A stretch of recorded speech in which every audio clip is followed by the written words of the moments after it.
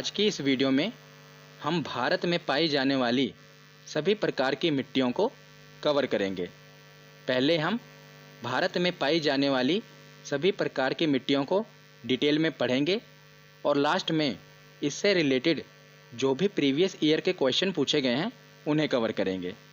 तो हो सकता है ये वीडियो थोड़ी लंबी बने, पर आप पेशेंस के साथ वीडियो को पूरा एंड तक ज़रूर देखना, क्योंकि अगर आप यहाँ पर अपना टाइम इन्वेस्ट कर रहे हैं तो वीडियो के ख़त्म होने के बाद आपको इसका फ़ायदा ज़रूर देखने को मिलेगा।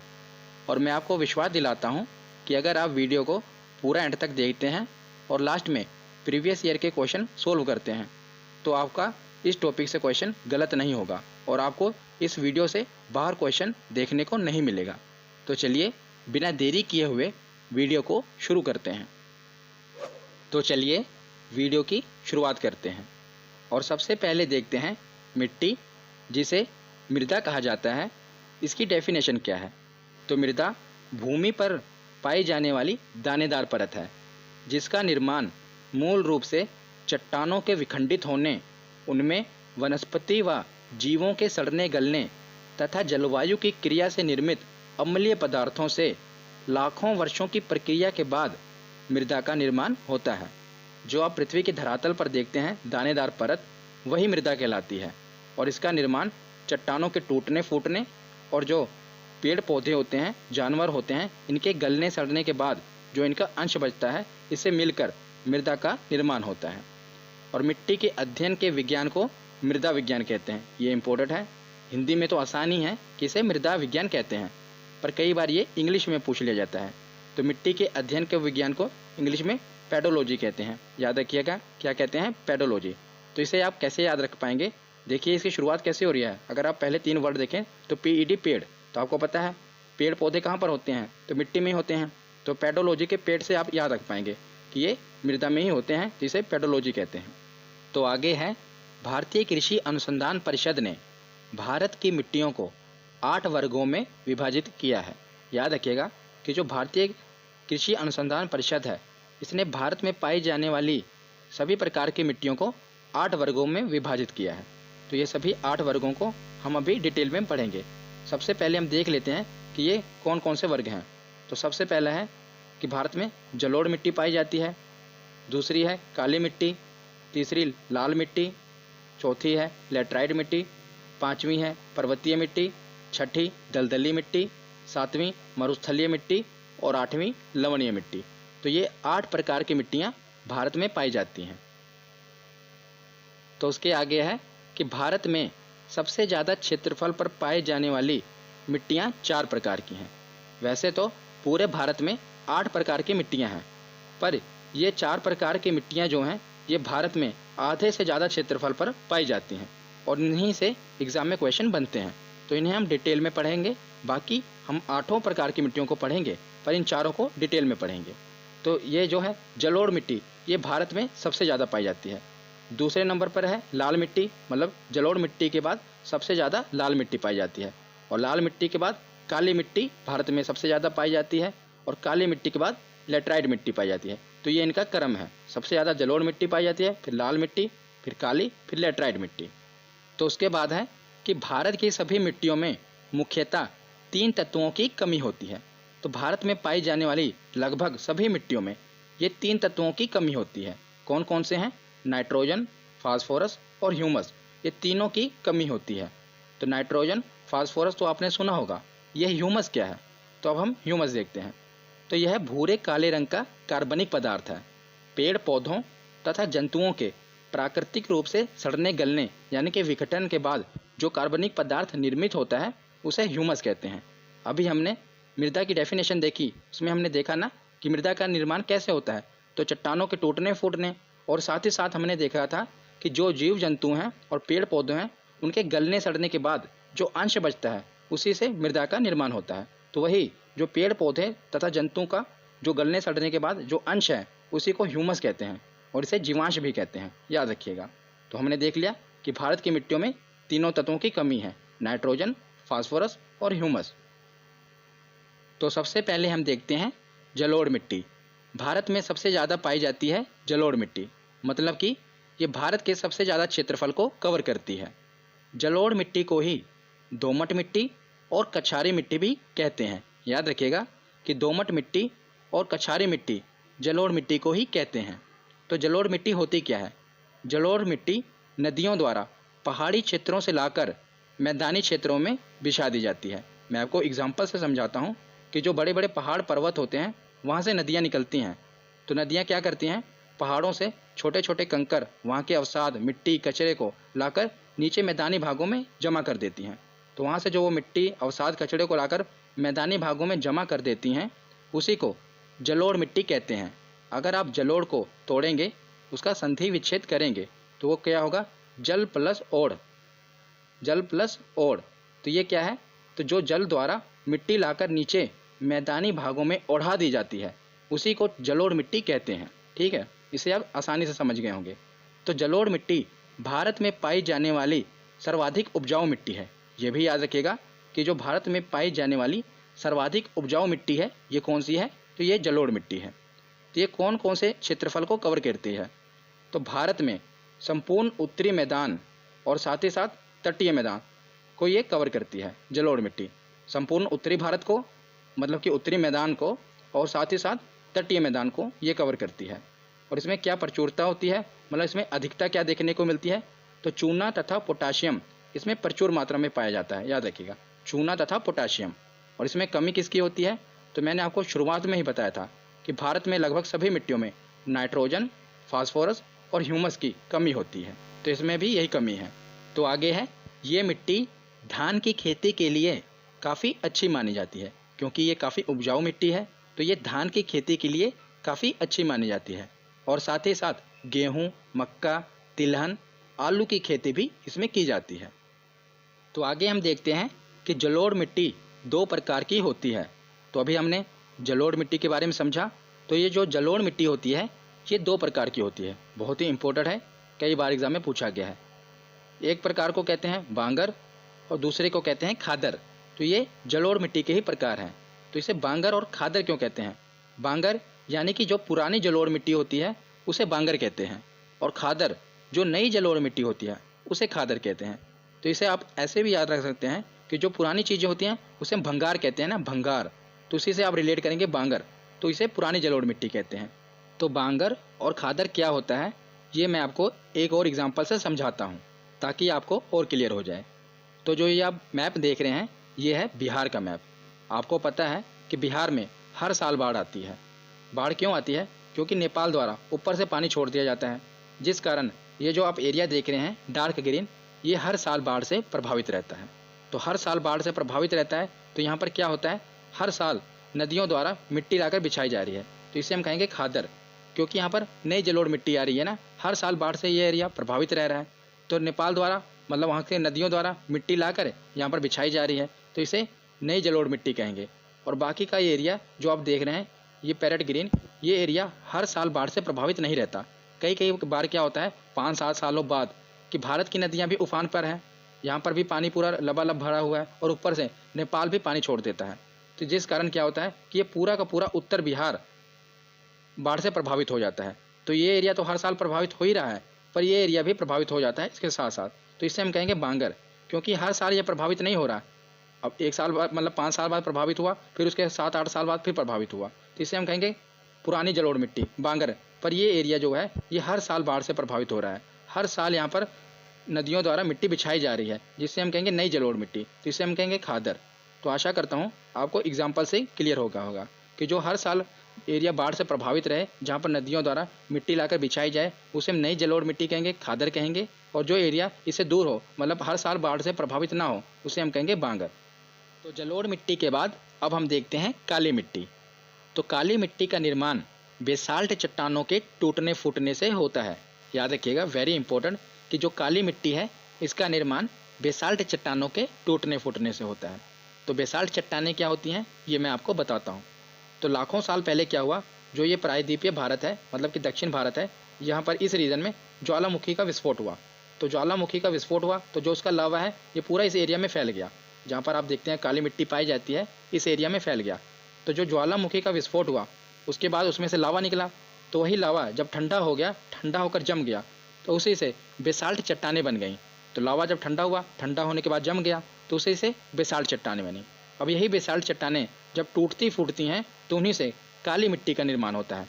तो ज्वालामुखी के विस्फोट से बेसाल्ट चट्टानें बनी और उन्हीं बेसाल्ट चट्टानों के टूटने फूटने से काली मिट्टी का निर्माण हुआ। इसीलिए मैंने यहाँ पर बताया आपको कि बेसाल्ट चट्टानों के टूटने फूटने से काली मिट्टी का निर्माण हुआ है, ये इंपॉर्टेंट है।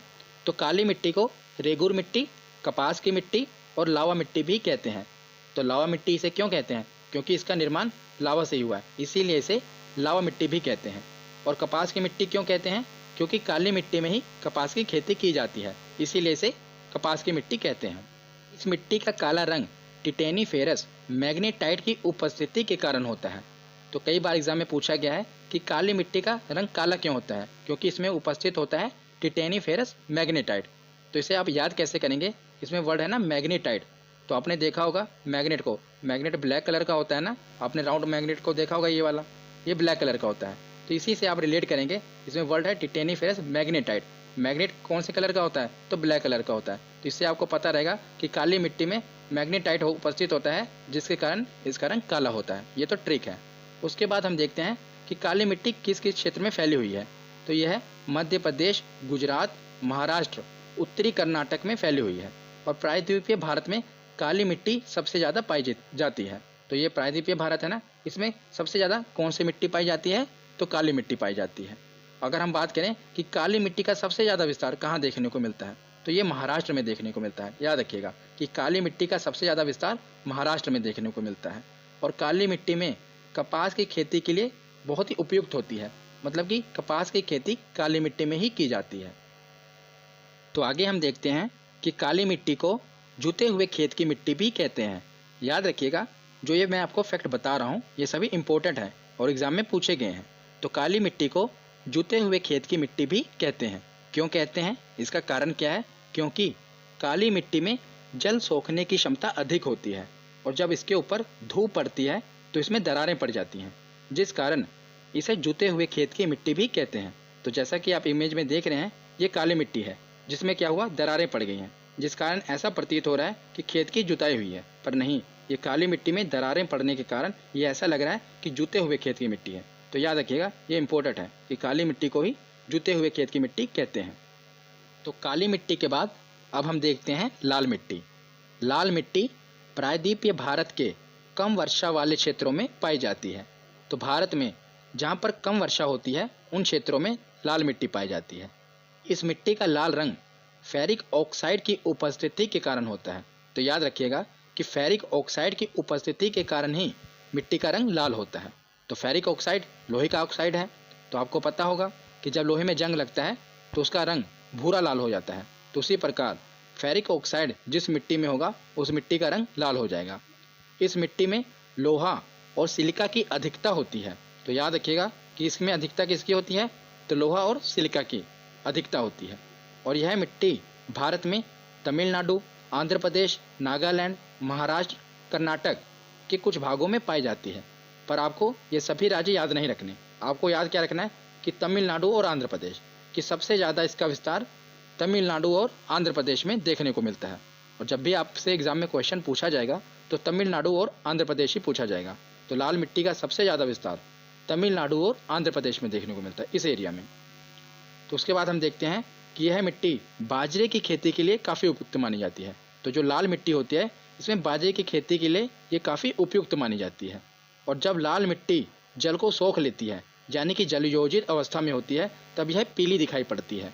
आपने पीली मिट्टी के बारे में भी सुना होगा। तो यही लाल मिट्टी जब इसमें यह जल को पूरी तरह सोख लेती है, जलयोजित अवस्था में होती है, तो ये पीली दिखाई पड़ती है लाल मिट्टी। तो लाल मिट्टी के बाद अब हम देखते हैं लेटेराइट मिट्टी। तो यह मिट्टी उस क्षेत्र में पाई जाती है जहाँ पर 200 सेंटीमीटर से अधिक वर्षा हो और साथ ही साथ अत्यधिक गर्मी पड़े। मतलब कि जहाँ पर अत्यधिक वर्षा हो और अत्यधिक गर्मी पड़े वहाँ पर लेटेराइट मिट्टी पाई जाती है। और इसी लेटेराइट मिट्टी को मखरेली मिट्टी भी कहते हैं। क्या कहते हैं? मखरेली मिट्टी। और इस मिट्टी में लौह ऑक्साइड और एल्यूमिनियम की मात्रा भरपूर होती है। अगर इसमें लौह ऑक्साइड होता है तो इस मिट्टी का रंग भी लाल होता है, क्योंकि जिस मिट्टी में लौह ऑक्साइड होगा उस मिट्टी का रंग लाल होगा। तो यह मिट्टी भी लाल रंग की होती है, लेटेराइट मिट्टी। तो इस मिट्टी में निक्षालन जिसे इंग्लिश में लीचिंग कहते हैं, की प्रक्रिया देखने को मिलती है। तो निक्षालन की प्रक्रिया क्या है?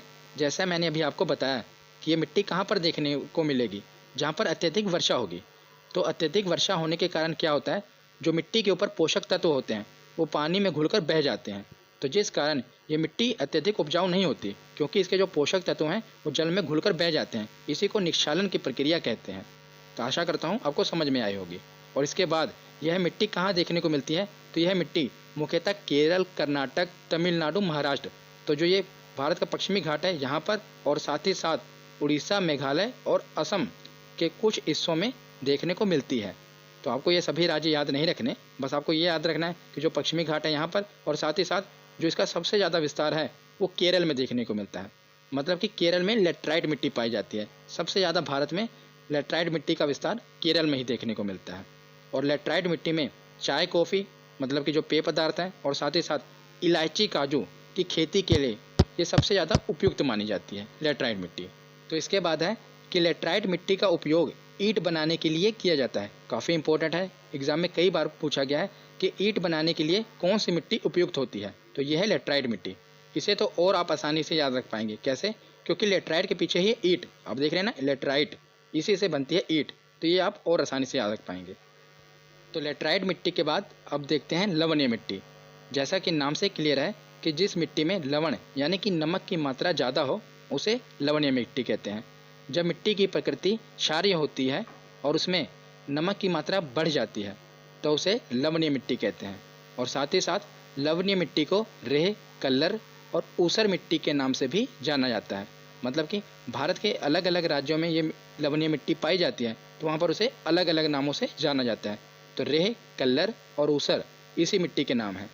और भारत में इस मिट्टी का सबसे ज़्यादा विस्तार गुजरात के कच्छ के रण में देखने को मिलता है। तो आप ये जैसा कि इमेज में देख रहे हैं ना, ऐसा लग रहा है कि सफ़ेद चादर ओढ़ा दी गई हो, पूरा पूरा नमक दिख रहा है। तो यही है लवणीय मिट्टी, जो कि गुजरात के कच्छ के रण में देखने को मिलती है। तो लवणीय मिट्टी के बाद देखते हैं पर्वतीय मिट्टी। ये तो और आसान है। पर्वतीय मिट्टी तो जो पर्वतों पर पाई जाए। तो इस प्रकार की मृदा का विस्तार पर्वतों पर देखने को मिलता है। जहाँ पर हिमालय पर्वत का विस्तार है वहाँ पर इस प्रकार की मिट्टी पाई जाती है। जैसा कि आप इमेज में देख रहे हैं, तो पूरा जो उत्तर भारत में हिमालय है ना फैला हुआ, वहाँ पर इस मिट्टी का विस्तार देखने को मिलता है। तो जैसा कि जम्मू कश्मीर, लद्दाख, हिमाचल प्रदेश, उत्तराखंड, सिक्किम और अरुणाचल प्रदेश, यहाँ पर इस मिट्टी का विस्तार देखने को मिलता है। पर्वतीय ढालों पर सेब, नाशपाती, चाय की खेती की जाती है। तो आपने सुना होगा कश्मीरी सेब के बारे में, बहुत फेमस है कश्मीरी सेब। तो पर्वतीय ढालों पर ही यानी कि पर्वतीय मिट्टी पर ही सेबों की खेती की जाती है। तो हमने 6 प्रकार की मिट्टियों के बारे में पढ़ लिया। अब बची 2 प्रकार की मिट्टियाँ, इन्हें भी देख लेते हैं। तो सबसे पहले है मरुस्थलीय मिट्टी। इस प्रकार की मृदा में नमी की कमी होती है और इसका विस्तार भारत में मुख्यतः राजस्थान, गुजरात, दक्षिण पंजाब और दक्षिण हरियाणा में देखने को मिलता है। तो मुख्यतः जो मरुस्थलीय मिट्टी है इसका विस्तार राजस्थान के एरिया में देखने को मिलता है। और मरुस्थलीय भूमि होने के कारण यहाँ पर खाद्यान्न उगाना संभव नहीं है, पर मोटा अनाज जैसे कि बाजरा, ज्वार और सरसों की खेती की जाती है। तो जो मरुस्थलीय मिट्टी है उसमें मोटा अनाज उगाया जा सकता है, जैसे कि बाजरा हो गया, ज्वार हो गया। तो यह है मरुस्थलीय मिट्टी। इसके बाद देखते हैं दलदली मिट्टी। दलदली मिट्टी का विकास अत्यधिक वर्षा और वनस्पतियों के सड़ने के कारण होता है। वनस्पतियाँ यानी कि पेड़ पौधों के सड़ने के कारण और उसी के साथ अत्यधिक वर्षा हो जाए जिस कारण कीचड़ सा हो जाता है, उसी को दलदली मिट्टी कहते हैं। और दलदली मिट्टी में ह्यूमस की मात्रा अधिक होती है। मैंने आपको शुरुआत में बताया था कि भारत की अधिकतर मिट्टियों में नाइट्रोजन, फास्फोरस और ह्यूमस की कमी होती है, पर दलदली मिट्टी में ह्यूमस की मात्रा अधिक होती है। क्यों होती है? क्योंकि इसका तो निर्माण ही पेड़ पौधों के सड़ने के कारण होता है, और पेड़ पौधों के सड़ने के बाद जो अंश बचता है उसे जीवांश यानी कि ह्यूमस कहते हैं। और इसका निर्माण भी पेड़ पौधों के सड़ने के कारण हो रहा है, इसीलिए इसमें ह्यूमस की मात्रा अधिक होती है। और दलदली मिट्टी का विस्तार मुख्यतः केरल, उत्तराखंड और पश्चिम बंगाल के कुछ क्षेत्रों में देखने को मिलता है। तो यहाँ पर हमने पूरे 8 प्रकार की मिट्टियों के बारे में पढ़ लिया। अब कुछ हम महत्वपूर्ण तथ्य देख लेते। तो लास्ट में हम कुछ महत्वपूर्ण तथ्य देख लेते हैं, क्योंकि ये भी एग्जाम में पूछे जाते हैं। उसके बाद हम प्रीवियस ईयर क्वेश्चन देखेंगे। तो जो आप ये इमेज में देख रहे हैं, ये है पीएच स्केल। इससे हम किसी भी वस्तु का पीएच मान यानी कि ये पता लगाते हैं कि वो वस्तु अम्लीय है या क्षारीय है। अगर किसी वस्तु का pH 7 होगा तो वो उदासीन होगी, यानी कि ना ही अम्लीय होगी और ना ही क्षारीय। अगर उसका pH 7 से बढ़ेगा, आगे प्लस में होगा, 8 हो 9 हो pH, तो वो क्षारीय प्रकृति की होगी। अगर उसका pH 7 से कम हो तो वो अम्लीय प्रकृति की होगी। तो मैंने आपको pH स्केल क्यों बताया, क्योंकि जो मुख्यतः फसलों को उगाने के लिए भूमि का pH होना चाहिए वो लगभग 6 और 7 के मध्य होना चाहिए, मतलब कि उदासीन होना चाहिए, ना तो अम्लीय हो ना क्षारीय हो। पर अगर मिट्टी अम्लीय हो या क्षारीय हो तो उसकी अम्लीयता और क्षारीयता को कम कैसे किया जाएगा ये मैं आपको बताता हूँ, क्योंकि यही एग्जाम में पूछा जाता है। तो अगर मिट्टी अम्लीय हो, पहले आप देख रहे हैं अम्लीय मिट्टी, अगर मिट्टी अम्लीय हो तो मिट्टी की अम्लीयता को कम करने के लिए चूने का उपयोग किया जाता है। और दूसरा है क्षारीय मिट्टी, अगर मिट्टी क्षारीय हो तो उसे क्षारीयता को कम करने के लिए जिप्सम का उपयोग किया जाता है। दोनों याद रखिएगा, अगर अम्लीय मिट्टी हो तो उसमें चूने का उपयोग किया जाता है अम्लीयता को कम करने के लिए, अगर क्षारीय मिट्टी हो तो जिप्सम का उपयोग किया जाता है उसकी क्षारीयता को कम करने के लिए। तो यहाँ पर हमारा थ्योरी सेक्शन कंप्लीट होता है। अब हम इससे रिलेटेड प्रीवियस ईयर क्वेश्चन देखते हैं कि हमारे प्रीवियस ईयर क्वेश्चन कितने सही होते हैं। तो चलिए अब प्रीवियस ईयर क्वेश्चन देखते हैं कि हमारे कितने क्वेश्चन सही होते हैं। तो सबसे पहला क्वेश्चन है कि भारतीय कृषि अनुसंधान परिषद के अनुसार भारत में कितने प्रकार की मिट्टियाँ पाई जाती हैं। तो भारत में कितने प्रकार की मिट्टियाँ पाई जाती हैं, तो 8 प्रकार की मिट्टियाँ भारत में पाई जाती हैं। दूसरा प्रश्न है कि भारत की सर्वाधिक उपजाऊ मिट्टी कौन सी है। तो आप बताइए कि भारत की सबसे उपजाऊ मिट्टी कौन सी है, तो यह है जलोढ़ मिट्टी, ये भारत की सबसे उपजाऊ मिट्टी है। तीसरा प्रश्न है कि भारत के सर्वाधिक क्षेत्र पर किस प्रकार की मिट्टी का विस्तार पाया जाता है। तो मैंने आपको बताया था कि भारत का सबसे ज़्यादा क्षेत्रफल किस मिट्टी ने कवर किया है, तो यह है जलोढ़ मिट्टी। यही मिट्टी सबसे ज़्यादा उपजाऊ है और यही मिट्टी भारत के सबसे ज़्यादा क्षेत्रफल में पाई जाती है, तो याद रखिएगा। अगला प्रश्न है कि नवीन जलोढ़ मिट्टी को अन्य किस नाम से जाना जाता है। नवीन यानी कि नई जलोढ़ मिट्टी, तो नई जलोढ़ मिट्टी को कहते हैं खादर। बांगर किसे कहते हैं, भंगार से हम रिलेट करेंगे पुरानी मिट्टी को, तो जो नई है उसे हम कहेंगे खादर। अगला प्रश्न है कि पुरानी जलोढ़ मिट्टी को अन्य किस नाम से जाना जाता है। तो पुरानी को क्या कहते हैं, बांगर, नई को खादर और पुरानी को बांगर। अगला प्रश्न है कि क्षेत्रफल के आधार पर भारत की मिट्टियों का सही अवरोही क्रम क्या है। अवरोही क्रम मतलब कि घटते क्रम, मतलब कि पहले सबसे ज़्यादा भारत में कौन सी मिट्टी पाई जाती है, फिर उससे कम उससे कम। तो सबसे ज़्यादा कौन सी पाई जाती है, वो तो है जलोढ़। इसमें जलोढ़ कौन सा है, तो ए और बी दोनों में जलोढ़। तो जलोढ़ के बाद कौन सी पाई जाती है, तो वो है लाल मिट्टी। तो ये है ऑप्शन बी, सबसे ज़्यादा जलोढ़ मिट्टी, उससे कम लाल, उससे कम काली, उससे कम लेटराइट। यह है क्षेत्रफल के आधार पर भारत की मिट्टियों का सही अवरोही क्रम, ऑप्शन बी। तो अगला प्रश्न है कि कपास की खेती के लिए सर्वोत्तम मिट्टी होती है। तो ये एसएससी में क्वेश्चन पूछा गया है और भी कई एग्जामों में ये क्वेश्चन पूछा गया है, इम्पोर्टेंट है। बताइए कपास की खेती के लिए कौन सी सर्वोत्तम मिट्टी है, तो यह है काली मिट्टी। काली मिट्टी में कपास की खेती की जाती है, मैंने आपको बताया था। और काली मिट्टी का विस्तार पाया जाता है, तो भारत में कहाँ पर काली मिट्टी का विस्तार पाया जाता है, तो मैंने आपको बताया था कि प्रायद्वीपीय भारत में, महाराष्ट्र में, मध्य प्रदेश में और गुजरात में, मतलब कि इनमें से सभी। तो यहाँ पर काली मिट्टी का विस्तार पाया जाता है। अगर ये पूछ लिया जाता कि सबसे ज़्यादा कहाँ पर पाया जाता है, तो वो होता महाराष्ट्र। तो महाराष्ट्र में सबसे ज़्यादा काली मिट्टी का विस्तार है, पर गुजरात, मध्य प्रदेश और महाराष्ट्र तीनों में काली मिट्टी पाई जाती है। उसके बाद अगला प्रश्न है कि भारत में निम्नलिखित मृदाओं में कौन सी बेसाल्ट लावा के अपक्षय के कारण निर्मित हुई है। तो बेसाल्ट चट्टानों से कौन सी मृदा बनी थी, मैंने आपको बताया था कि ज्वालामुखी से लावा निकला, वो ठंडा होकर बेसाल्ट चट्टानें बनी और उन्हीं के टूट फूट से काली मिट्टी बनी थी। तो काली मृदा इसका सही जवाब होगा, ये बेसाल्ट चट्टानों से बनी है। उसके बाद अगला प्रश्न है कि रेगूर मिट्टी का दूसरा नाम है। तो रेगूर मिट्टी का दूसरा नाम क्या है, तो काली मिट्टी। काली मिट्टी को ही रेगूर मिट्टी के नाम से जानते हैं, ये हमने पढ़ा था। अगला प्रश्न है कि मिट्टी की अम्लीयता को कम करने के लिए उसमें क्या मिलाया जाता है। तो अम्लीयता को कम करना हो तो उसमें क्या मिलाया जाएगा, तो उसमें चूना मिलाया जाएगा। अगर यही पूछा होता कि क्षारीयता को कम करना है तो उसमें क्या मिलाया जाता, तो उसमें जिप्सम मिलाया जाता। पूछा हमें क्या है कि अम्लीयता कम करने के लिए, तो अम्लीयता कम करने के लिए चूना मिलाया जाता है। लास्ट प्रश्न है इस वीडियो का कि निम्नलिखित में से कौन सी मिट्टी ईंटों के लिए उपयुक्त मानी जाती है। तो ये हमने ट्रिक से पढ़ा था, कौन सी मिट्टी है, लेटराइट मिट्टी, जिसके के पीछे ना ईंट, तो ईंट से ही ईंटों का निर्माण होता है, मतलब कि लेटराइट मिट्टी से ही ईंटों का निर्माण होता है। तो आज की वीडियो यहीं पर ख़त्म होती है। कैसी लगी ये वीडियो कमेंट सेक्शन में ज़रूर बताना। धन्यवाद।